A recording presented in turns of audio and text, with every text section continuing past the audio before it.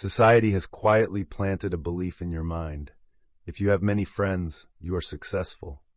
If you are constantly invited, constantly surrounded, constantly connected, you must be socially thriving.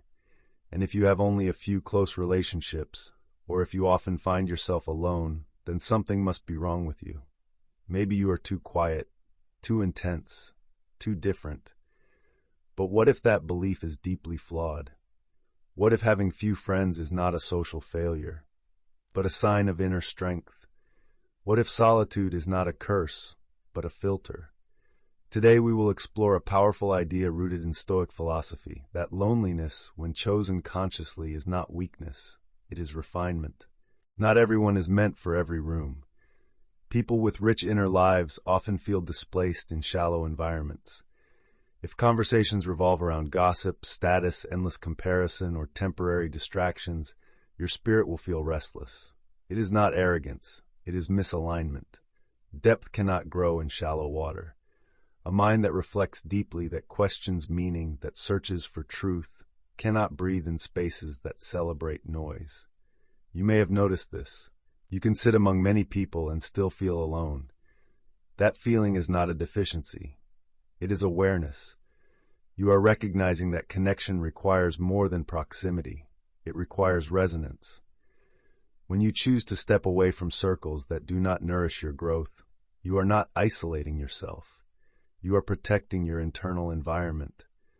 And that takes courage. Most people fear silence. Not because silence is dangerous, but because silence reveals. In silence, you meet your thoughts, your doubts, your unresolved emotions, your insecurities. Crowds are often a distraction from self-confrontation. People gather not always out of love, but out of avoidance. But the Stoics understood something powerful.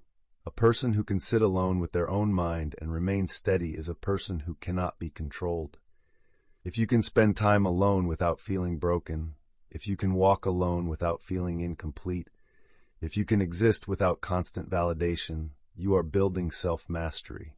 Solitude becomes a training ground. It teaches emotional regulation. It teaches internal peace. It teaches independence from applause. And the one who does not depend on applause cannot be manipulated by rejection. That is freedom. A long contact list does not equal meaningful connection. Modern culture confuses visibility with intimacy. You can have thousands of followers and still have no one who truly understands you. Stoicism emphasizes intentional living. That includes intentional relationships. When you have few friends, but those friendships are rooted in loyalty, depth, and shared values, you are not socially deprived. You are strategically aligned. Seneca warned that keeping bad company corrupts the soul faster than we realize. It is better to walk alone than to walk with people who erode your integrity. One honest companion is more powerful than 100 shallow connections. Having fewer friends often means you have higher standards, and high standards create smaller circles, not loneliness.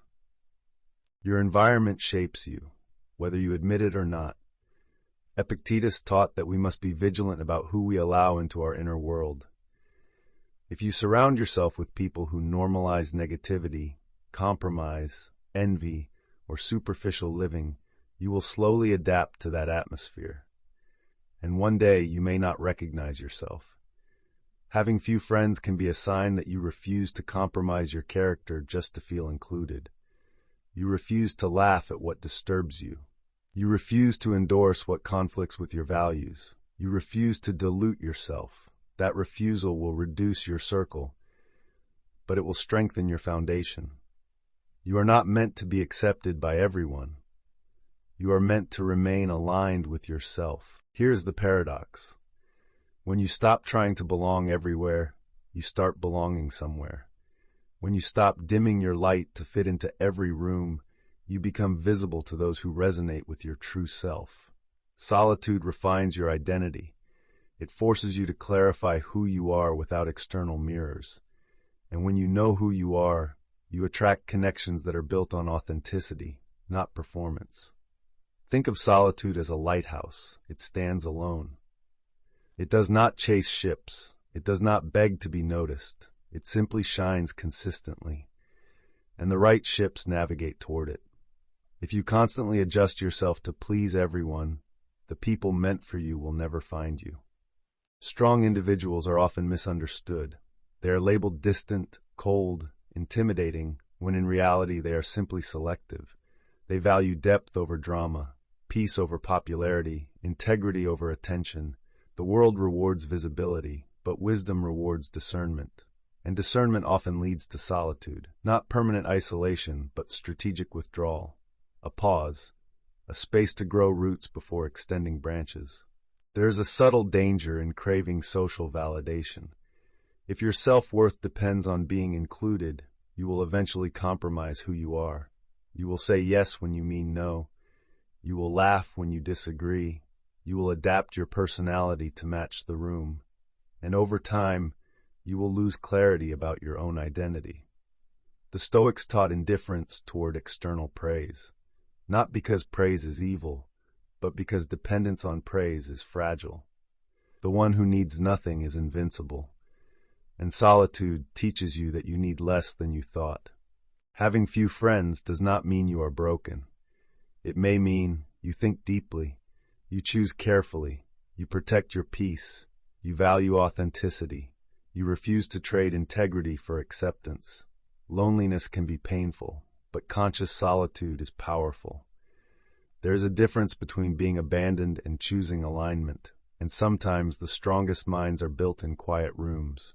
Do not fear having a small circle. Fear becoming someone you no longer recognize just to expand it. The rarest individuals are rarely surrounded by crowds, and that is not a tragedy, it is refinement.